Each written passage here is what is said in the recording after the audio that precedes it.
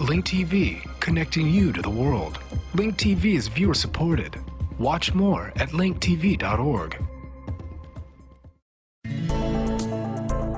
Today on Earth Focus, the risks of natural gas development in the Marcellus Shale, from toxic chemicals in drinking water to unregulated dumping of potentially radioactive waste.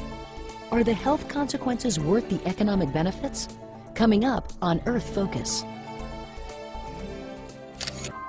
It's called Marcellus Shale, and it contains enough natural gas to supply all U.S. gas needs for 14 years. But gas development here can be a catastrophe in the making.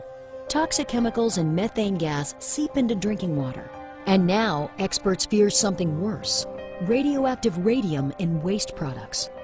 The gas business may be booming, but at what price for people?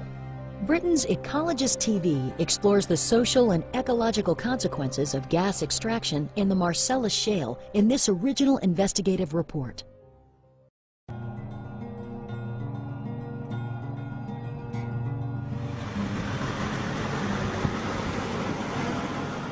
This is Bradford County, northeastern Pennsylvania. This previously quiet corner of America is now at the center of a rush for natural gas extracted through a new drilling technology called hydraulic fracturing, also known as fracking. But as the ecologist discovered, fracking is a high-risk process that threatens to both destroy the environment and wreck lives. It makes me mad. It makes me very mad. Because my life is over without my water. There was just like this red, nasty water just coming, just oozing out the side of the mountain, just the side of the hill. And now hydraulic fracturing is heading for Europe. The UK, Poland, France and Germany are all next in the frack firing line.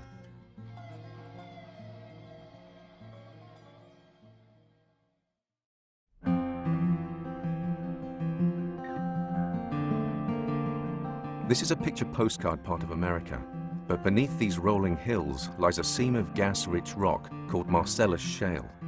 But the shale gas is far from easily accessible. The process itself is that you drill down a few thousand feet into a layer of very dense shale, turn the well horizontally, go out and perform some other operations. Eventually you set off charges that blow holes in the pipe, and then you fill up the pipe with a liquid. And the intent is basically to get sand back in the cracks of the rock to hold it apart so the gas will flow. Gas drilling sites, or frack pads as they are known, have begun to appear all over the countryside, but these are just the tip of the iceberg. Professor Tony Ingraffia is one of the world's leading pioneers of fracture mechanics. The fact is that Pennsylvania is 3 years into a 30-year large-scale industrial development. There are fewer than 2,000 Marcellus wells in Pennsylvania right now, but they're drilling them at the rate of 4 to 5 per day, and the rate at which they're being drilled is increasing. The industry intends to drill between 3,000 and 5,000 wells per year for the next 30 years in Pennsylvania, and if they get their way, in New York. With many farmers struggling to remain profitable, the large royalty payments offered for land means that many are readily selling off their mineral rights. For others, there is also the promise of new jobs. And on a national level, it is argued that shale gas is a step towards energy independence. But in the rush to drill, concerns about the potential risks of fracking are being swept aside. When I first heard about shale drilling, it sounded like a pretty good idea. The thing that really got me interested and concerned was I found out that under the proposed regulations for New York State, you could drill a gas well 150 feet from this river or the lake that feeds it, which is the water source for this village. And that's just insane. One of the first problems observed in communities close to intensive fracking sites has been the contamination of domestic water supplies. The ecologist spoke to families who have been unable to drink water from the tap since the gas companies started fracking on land close to their homes. And I didn't tell Ronnie anything about it until probably a couple days later, because it got worse. I thought maybe this will go away. I don't know what it is, but it didn't. And I said to him, I said, you know, we have a problem with our water. Water is a commodity. You might not think it is when you have it and it's good. But when you lose it, it's gone. You'll never get it back. Like, we would take a glass of water out of the tap, and it would have like an oil base on the top. You could smell it. It would smell like diesel fuel or some kind of oil thing. You know, I used to go to my sink and get a glass of water. I can't do that anymore. I have to put lotion on my hands 3 times a day from using the water to even wash my dishes or wash my clothes or anything. Meanwhile, increased levels of methane gas in water supplies have been reported in areas of intensive drilling. This is the water that's in my well, and supposedly I'm supposed to be drinking this.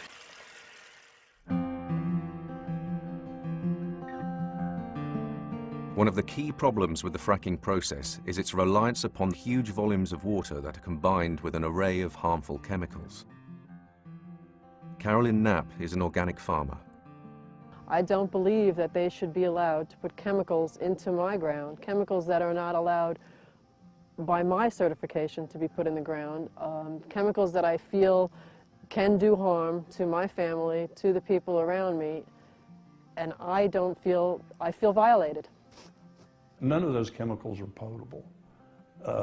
You know, methanol, hydrochloric acid, ethylene glycol, it's about 1/2% of the fracking fluid is a chemical, or is it really a cocktail of chemicals? And but do the math on that. That means that's 5,000 gallons per well is chemicals, or toxic chemicals that goes in. So if there's 8 wells per pad site, that's 40,000 gallons of toxic chemicals. We're losing farms far too quickly as it is, and to have one more circumstance that makes us lose the farms quicker is all the quicker that they'll be gone. There will be no more small family farms. The rush for gas has had other effects on the local community. Small towns have become clogged with gas industry trucks. I have to say, the days of having a nice conversation sitting out in front of the diner are long gone. Main Street's noisier and louder now than ever as a result of the large trucks that the industry requires. They run nonstop 24 hours a day through town, and yeah, the noise is louder than ever. Whilst the increase in traffic represents an inconvenience for local people, the high volume of trucks point to far more serious problems. Once the chemicals are injected and the fracturing process is complete, a large percentage of that fluid comes back up. So we have purposely polluted large quantities of fresh water with chemicals that do not belong in the human environment. And now we have the responsibility, the industry and the landowners have a responsibility to dispose of them properly. But we're talking enormous quantities. Whereas energy-rich Texas has over 11,000 disposal wells, the temperate geography of Pennsylvania means that only a few exist, hardly enough to cater for the thousands of wells planned in coming years.